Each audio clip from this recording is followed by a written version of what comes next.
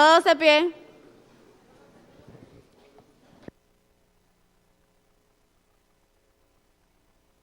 Gracias. Pueden sentarse, muy amables.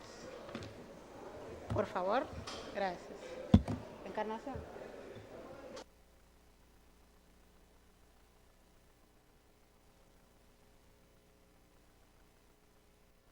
Sentarse, muy amables. ¿Nos colaboran con el silencio, por favor?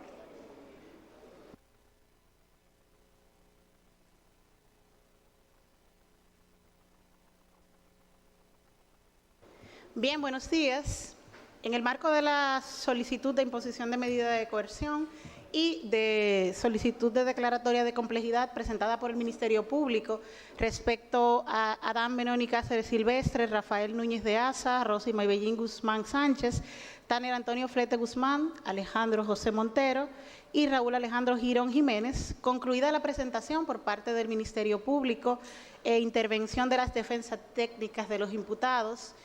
y la declaración de las personas imputadas que decidieron hacer uso de su derecho. En primer término, es preciso destacar el eje de discusión. En este caso se va a evaluar la pertinencia de la solicitud de imposición de medida de coerción, la pertinencia o no, y la declaratoria de complejidad del mismo.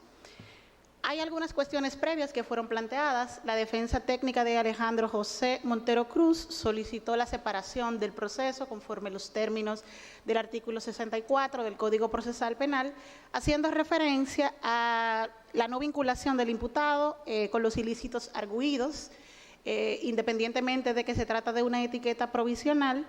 En este punto, esta juez advirtió que existe imposibilidad material de deslindar la imputación respecto a personas imputadas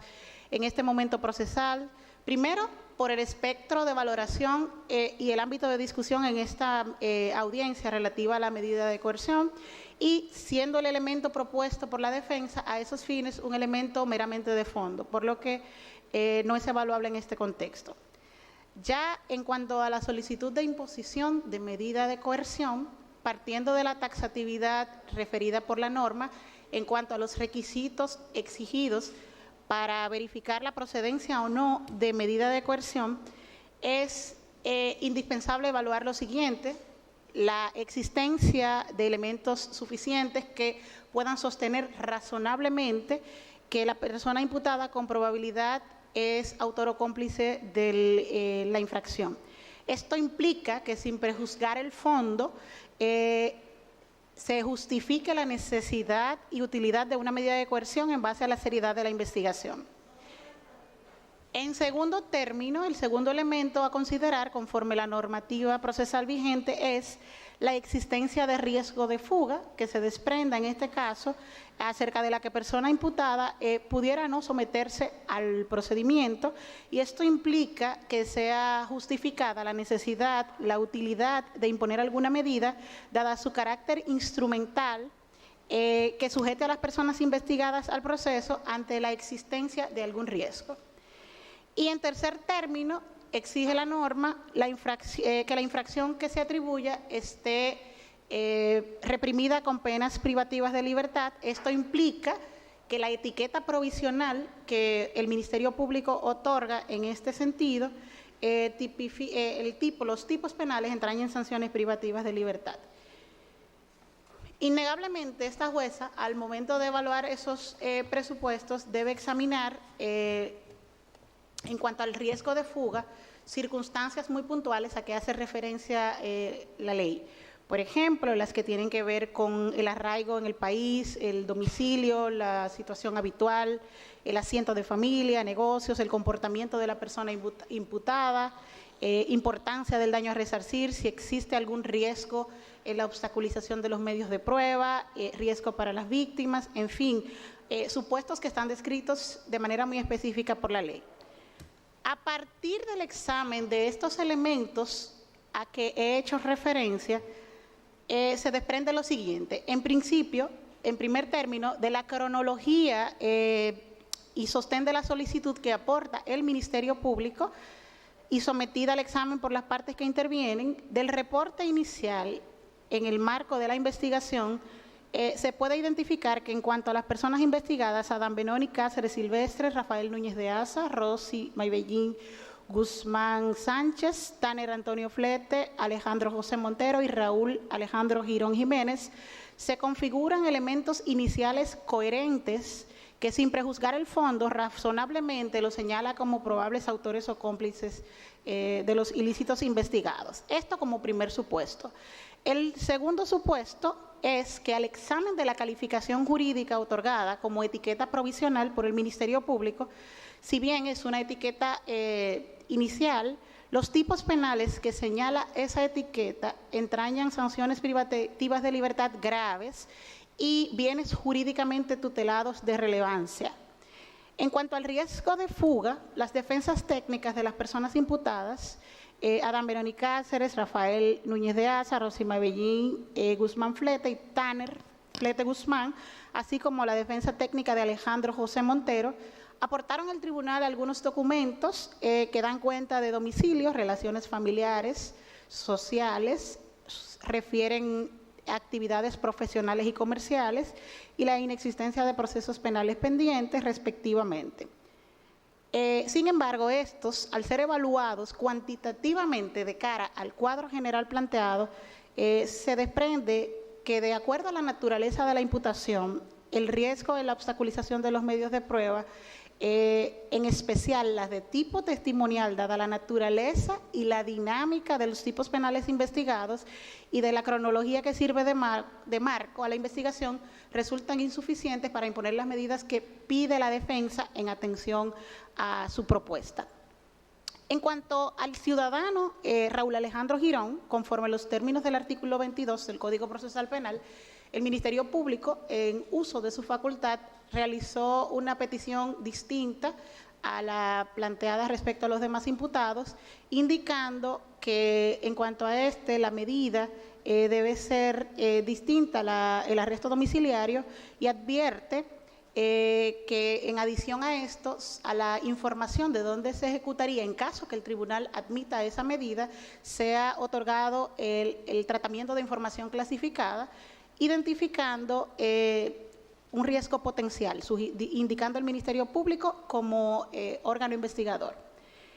Examinada la configuración de presupuestos respecto a Raúl Alejandro Girón Jiménez, consistente de acuerdo a los motivos que expusimos, se advierte que, en principio, la tutela a los derechos fundamentales de las personas, independientemente de la medida de que trate, pues es responsabilidad del Estado habilitar las condiciones medios y estructuras para tutelarlos por su sola condición de sujeto de derechos. Y en ese marco, el cumplimiento de una medida de esa naturaleza no está exenta de ese resguardo, por lo que entiende pertinente y coherente la solicitud del Ministerio Público. Y en ese punto, la autorización que el manejo a la información del domicilio se daría, lo que implica confidencialidad en su utilización, no solo para fines de contacto a través de la Procuraduría General de la República como custodia del mismo por parte del Tribunal Control, sino para fines de convocatoria a través de la Procuraduría.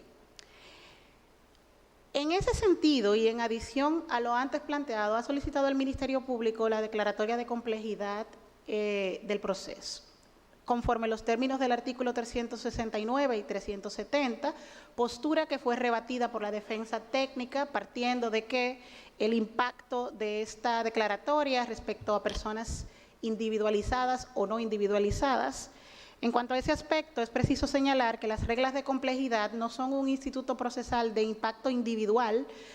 sino que, en caso de ser acogido, esto impacta en el proceso, en los plazos para deliberación, en los aspectos relativos a la investigación y en los plazos procesales que son inherentes a todas las partes. Al examen de esto se desprende, en principio, de cara a los requisitos establecidos por la ley, la configuración de todos los presupuestos para declarar complejo el proceso. En primer término, porque a la fecha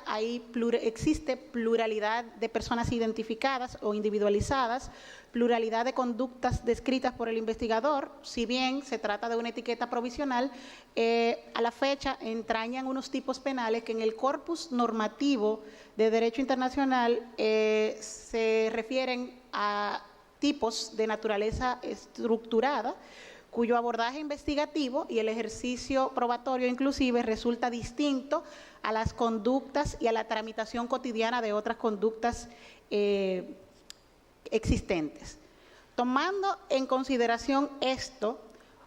el tribunal ha decidido lo siguiente: en cuanto a la forma, acoge como buena y válida la solicitud del Ministerio Público en cuanto a la instancia por cumplir con los parámetros establecidos por la ley. En cuanto al fondo, declara aplicables las reglas para asuntos complejos estipulados en las disposiciones de los artículos 369 y 370 del Código Procesal Penal.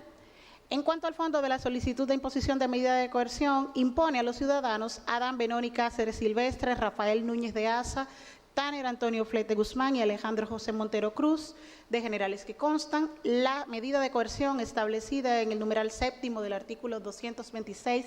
del Código Procesal Penal relativa a prisión preventiva por espacio de 18 meses a cumplir en el Centro Correccional y Rehabilitación Najayo Hombres. Impone a la imputada Rosy Maybellín Guzmán Sánchez, la de generales que constan, la medida de coerción establecida en el numeral séptimo del artículo 226 del Código Procesal Penal, a ser cumplida por el mismo periodo de 18 meses en el Centro Correccional y Rehabilitación Najayo Mujeres. En cuanto al imputado Raúl Alejandro Girón Jiménez, impone la medida de coerción consistente en arresto domiciliario consignada en el artículo 226 del precitado código, bajo custodia de la Procuraduría General de la República, autorizando a su vez que el manejo de la información del domicilio donde se ejecutará esta medida sea proporcionado al Tribunal Control del Proceso con carácter confidencial y se otorga el tratamiento de información clasificada, lo que implica la confidencialidad en su utilización solo para fines de contacto y convocatorias a los actos procesales que fuere menester. Ordena que la decisión sea remitida por ante el primer juzgado de la instrucción del Distrito Nacional, juzgado apoderado del control de la investigación. Fija la revisión obligatoria de las medidas de coerción impuestas para el día que contaremos a martes 10 del mes de agosto del año 2021. Ordena a la secretaria del tribunal la entrega de la presente resolución de manera íntegra a las partes presentes y representadas. En este punto, pues, es la decisión. Pasen buenas tardes.